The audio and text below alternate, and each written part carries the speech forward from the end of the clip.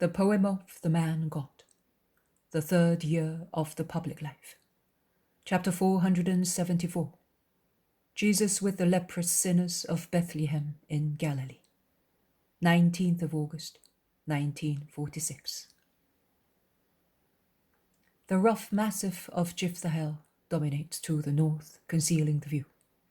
But where the steep slopes of this mountainous group begin, and they appear almost sheer to the caravan track running from Ptolemy towards Sepphoris and Nazareth, there are many caves among the rocky blocks protruding from the mountain, hanging over the abyss and placed like roofs and supports to the caverns.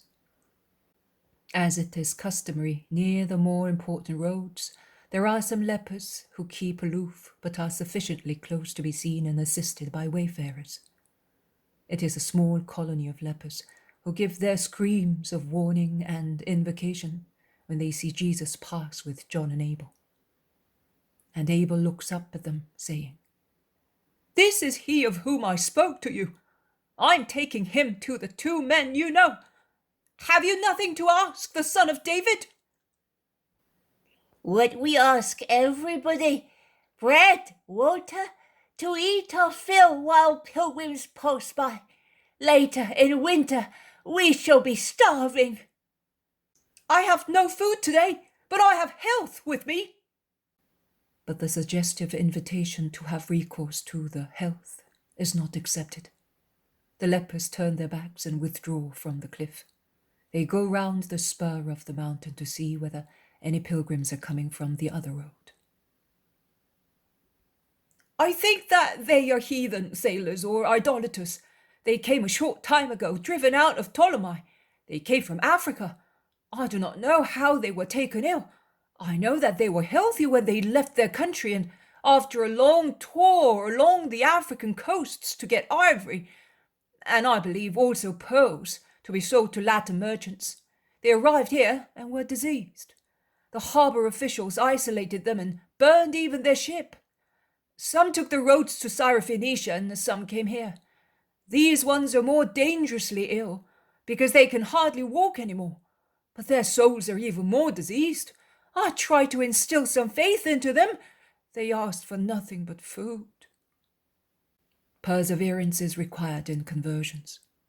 What does not succeed in 1 year may succeed in 2 or more.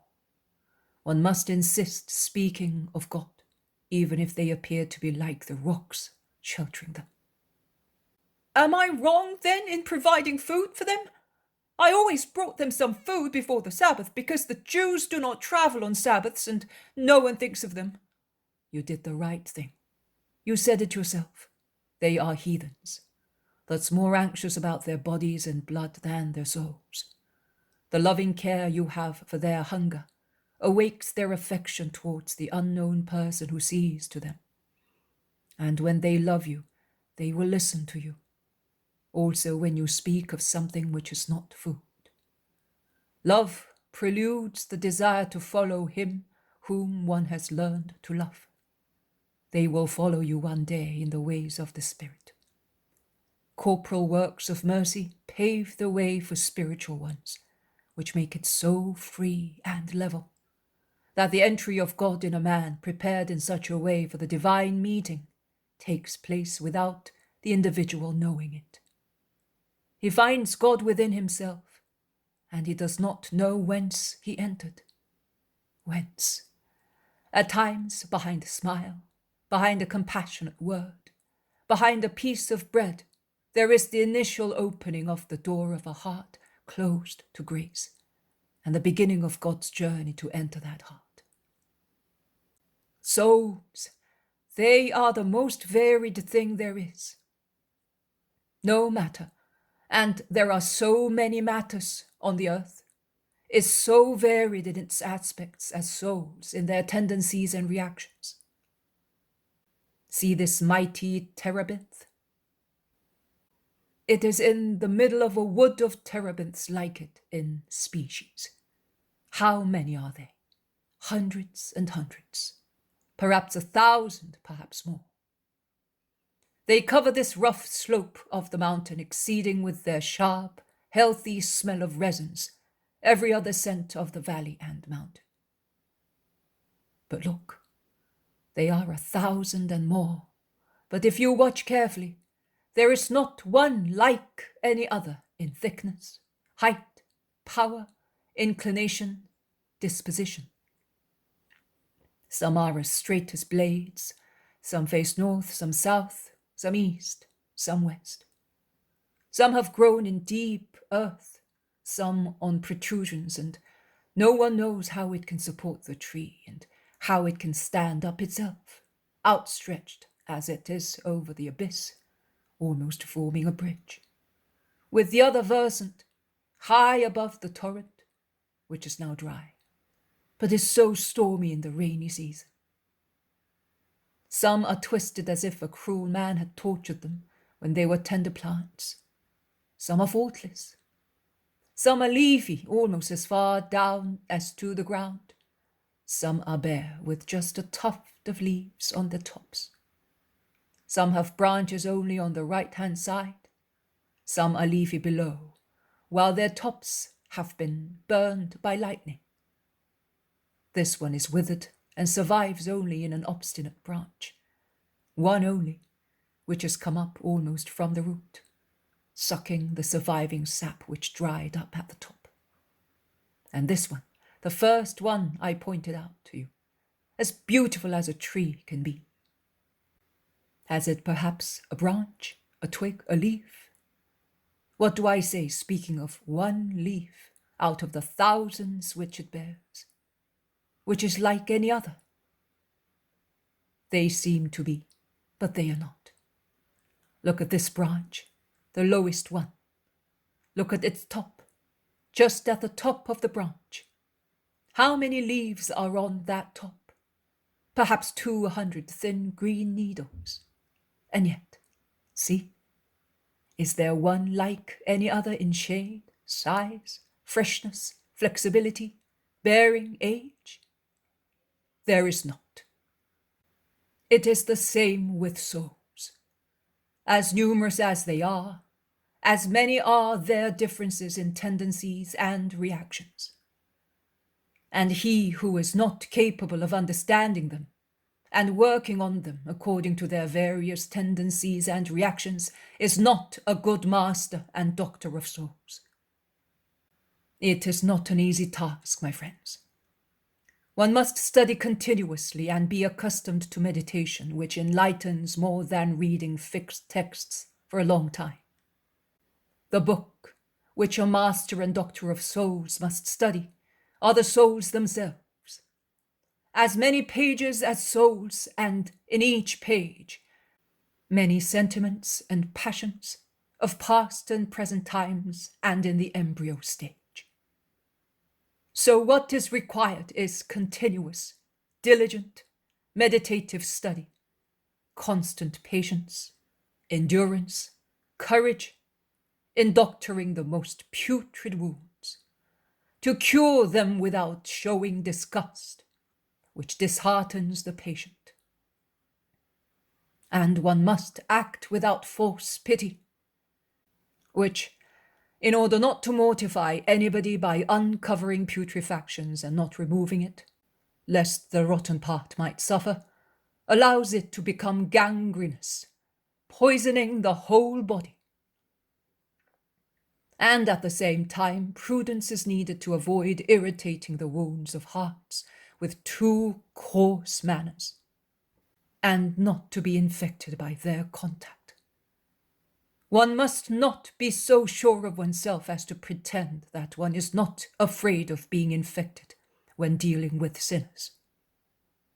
And where do all these virtues, necessary to the master and doctor of souls, find light to see and understand? Where do they find patience, which at times is heroical, to persevere although they are requited with indifference and often with insults? And their strength to doctor wisely, their prudence not to injure patients and themselves? In love, always in love. It throws light on everything. It gives wisdom, strength, and prudence. It preserves from the curiosity which causes people to take upon themselves the faults which have been cured.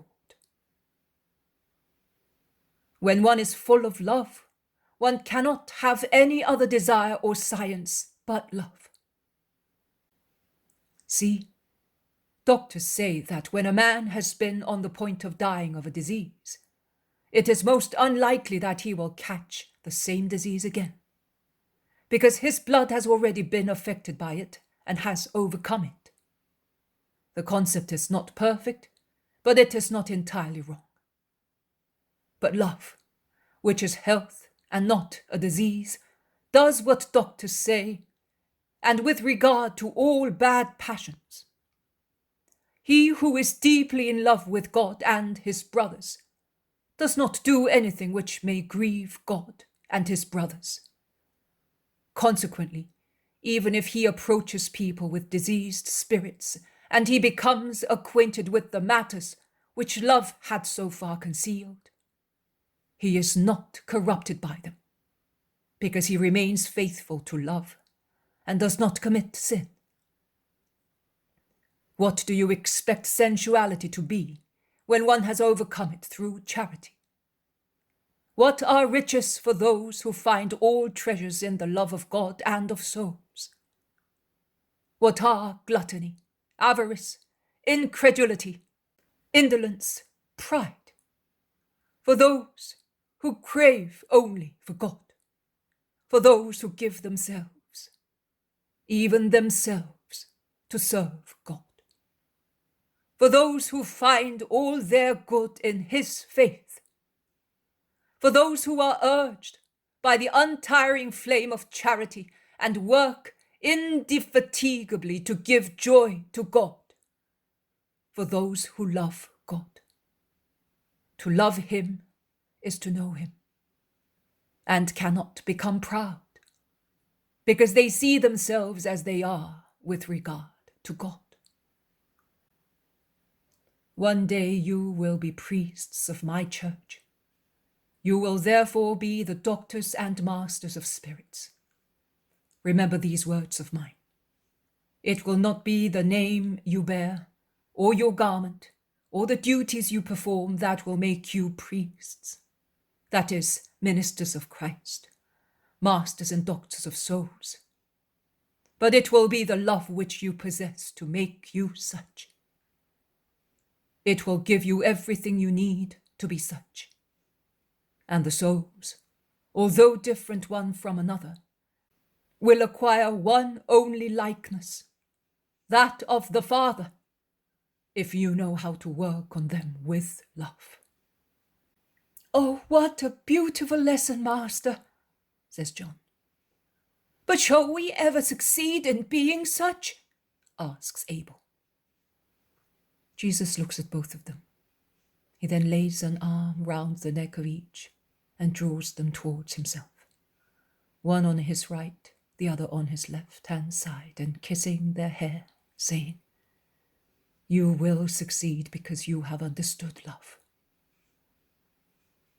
They go on walking for some time with greater and greater difficulty because of the roughness of the path, which is cut almost on the brink of the mountain. Below, in the distance, there is a road, and one can see people walking along it. "Let us stop, Master. See over there, from that rocky platform, the 2 lepers lower with a rope a basket to passers-by, and their grotto is beyond the platform. I will call them now." And he utters a cry, moving forward, while Jesus and John remain behind, hidden among the thick shrubs. After a few moments, a face appears. Let us call it a face because it is situated on top of a body, but it could be called also a snout, a monster, a nightmare. And it looks down from a bush of blackberries. "Is that you? But did you not leave for the tabernacles?" "I found the Master and I came back. He's here." If Abel had said, "Jehovah is hovering over your heads," very likely the cry, the gestures, the enthusiasm of the 2 lepers because while Abel was speaking also the other one appeared, would not have been so sudden and respectful in jumping out onto the platform in full sunshine, prostrating themselves on the ground and shouting, "Lord, we have sinned, but your mercy is greater than our sin." They shout so without even ensuring whether Jesus is really there or whether he is still afar on the way towards them. Their faith is such that it makes them see what their eyes, because of the sores on their eyelids and their prompt throwing of themselves on the ground, certainly did not see. Jesus moves forward while they repeat, "Lord, our sin does not deserve to be forgiven, but you are mercy, Lord Jesus. For the sake of your name, save us. You are the love which can overcome justice." I am the love, that is true. But above me is the Father, and he is the justice, says Jesus severely, moving forward along the path with John. The two raise their disfigured faces and look at him through their tears streaming down their cheeks, mingled with rotten matter. How horrible are those faces to be seen! Old, young, which is the servant, which is Asa? It is impossible to say. The disease has assimilated them, transforming them into two figures of horror and disgust. I do not know how Jesus must seem to them, as he stands in the middle of the path, while the sun envelops him with its beams and inflames his golden hair. I know that they look at him, and then they cover their faces, moaning, "Jehovah, the light!" Then they shout again, "The Father sent you to save. He calls you his beloved one. He is pleased with you. He will not refuse you to forgive us." "Forgiveness or health?" "Forgiveness!" shouts one, and the other, "And then health. My mother is dying broken-hearted because of me." "If I forgive you, the justice of men will still remain, for you in particular. So, of what avail is my forgiveness to make your mother happy?" says Jesus temptingly, to make him say the words which he is waiting for in order to work the miracle. "It is of great avail. She is a true Israelite. She wants the bosom of Abraham for me, and the place of expectation for heaven is not for me, because I have sinned so much, too much." "Too much. You have said it." "Too much. It is true. But you, your mother was there on that day. Where is your mother now? She felt pity for Abel's mother. I noticed that. And if she heard me now, she would have mercy on mine. Jesus, Son of God, in your mother's name, have mercy on me." "And what would you do afterwards?" "Afterwards?" They cast frightened glances at each other. The afterwards is the sentence of men. It is contempt, or flight, exile. They tremble before the prospect of recovery, as if they were about to lose salvation. How attached are men to life! The two, caught in the dilemma of being cured and then being condemned by the law of men, or having to live as lepers, almost prefer to live as lepers. They admit it, saying, "The punishment is dreadful." I realize that it is Asa in particular, one of the two homicides, to say so. It is dreadful, but at least it is justice. You were going to inflict it on this innocent man. You, with lustful aims, and you, for a handful of coins. That is true. Oh my God! But he has forgiven us. We beg you to forgive us as well. It means that we shall die, but our souls will be saved. Joel's wife was stoned because she was an adulteress. Her 4 children are living with her mother and are finding it difficult to make both ends meet because Joel's brothers drove them out as illegitimate children and they took possession of their brother's property. Did you know that? Abel told us. And who will make amends for their misfortune? Jesus' voice resounds like thunder. It is really the voice of God, Judge, and it is frightening. All alone in the sunshine, standing straight, he is the figure of terror. The two look at him with fear. Although the sunshine exacerbates their sores, they do not move, neither does Jesus, who is completely enveloped in it. Elements lose their power in these hours of souls. After some time, Asa says, If Abel wants to love me thoroughly, let him go to my mother and tell her that God has forgiven me, and I have not forgiven you yet. But you will, because you can see my heart, and he will tell her that I want everything belonging to me to go to Joel's children. Whether I live or die, I renounce the wealth that made me vicious. Jesus smiles. He becomes transfigured in smiling. His countenance, from severe, becomes pitiful, and in a changed voice, he says, I can see your hearts. Stand up and raise your spirits to God, blessing him. As you are cut off from the world, you may go away without the world knowing about you. And the world is waiting for you to give you the possibility to suffer and expiate. Are you saving us, Lord? Are you forgiving us? Are you curing us? Yes, I am.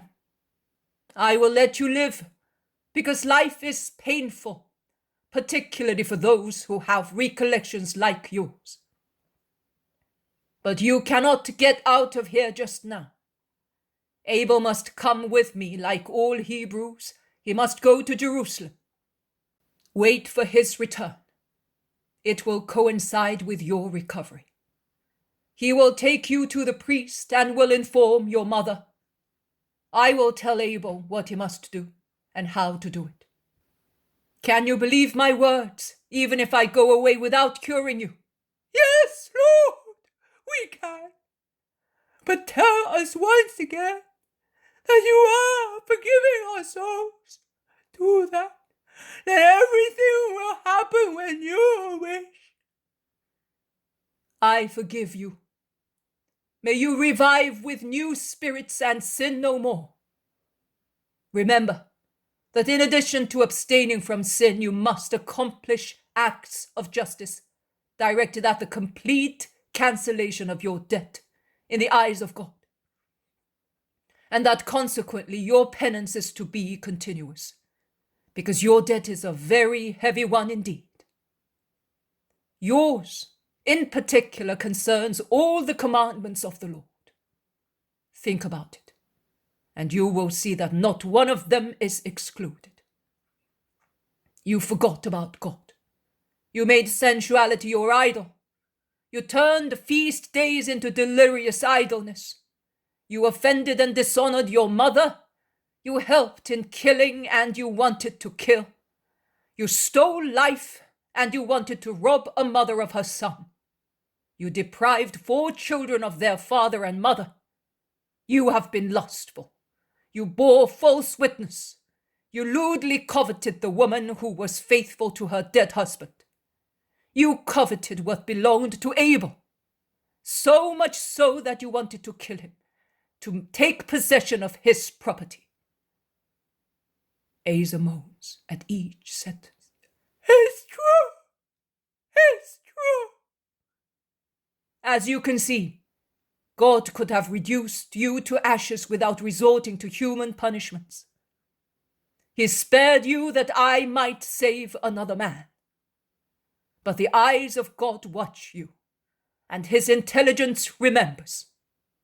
Go.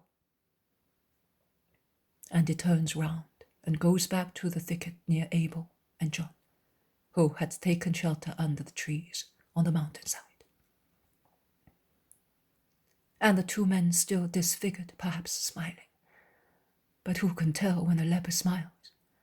With a typical shrill, metallic, intermittent voice of lepers, intone Psalm 114 with sudden tone variations, while Jesus descends the mountain following the dangerous path. They are happy, says John. I'm happy too, says Abel. I thought that you were going to cure them at once, says John again. So did I, as you usually do. They were big sinners. This is a fair expectation for those who have sinned so much. Now listen, Ananias. My name is Abel, Lord, says the surprised young man, and he looks at Jesus as if he were asking himself, why is he mistaken? Jesus smiles and says, you are Ananias to me, because you really seem to be born of the kindness of the Lord. Be so more and more. And listen, on the way back from the tabernacles, you will go to your town and tell Asa's mother what her son decided, and that it is to be carried out as soon as possible, giving everything in atonement, less 1/10. And that out of pity for the old mother who should leave Bethlehem of Galilee with you and go to Ptolemy, waiting for her son, who will join her and you with his companion. After leaving the woman with some disciple in town, you will go and get what is necessary for the purifications of lepers, and you will leave only when everything is over. Make sure that the priest is not one who is aware of their past, and get one from a different town. And then you will then go back home to join the disciples, and the 2 men who have been cured will take the road of expiation. I am saying only what is essential. I leave man free to act afterwards. And they continue to go down without tiring, despite the roughness of the road and the heat of the sun, without tiring and without speaking for a long time. Then Abel breaks the silence, saying, May I ask a grace of you, Lord? Which? To let me go to my town. I am sorry to leave you, but that mother. Go. But do not be late. You will get to Jerusalem just in time. Thank you, Lord. I shall find her. Poor old soul, ashamed of everything since Asa sinned. But she will smile once again. What shall I tell her in your name? That her tears and prayers have achieved grace, and that God encourages her to hope more and more, and that he blesses her. But before parting, let us stop for an hour, not more. It is not the time to stop. Then you will go your way. John and I, taking shortcuts, and you, John, will go ahead of me to my mother. You will take her this bag containing linen garments, and you will come with woolen ones. You will tell her that I want to see her and that I shall be waiting for her in the woods of Mattathias, the one belonging to his wife. You know it. Speak to her alone and come at once." "I know where is the wood. And what about you? Are you remaining alone?" "I am remaining with my Father. Be not afraid," says Jesus, raising his hand and laying it on the head of his beloved disciple, who is sitting on the grass beside him. And he smiles at him, saying, "But we ought to be there by the evening." "Master, when I have to make you happy, I do not get tired. You know that. And to go to Mother, I feel as if angels were carrying me. But it is not very far. What one does with joy is never far. But you will stay for the night at Nazareth. And you?" "And I will stay with my Father, after being with my mother for a short time. And I will set out at dawn, taking the road to Tabor, without entering Nazareth. You know that I have to be at Jezreel at dawn the day after tomorrow." "You will be very tired, Master. You already are."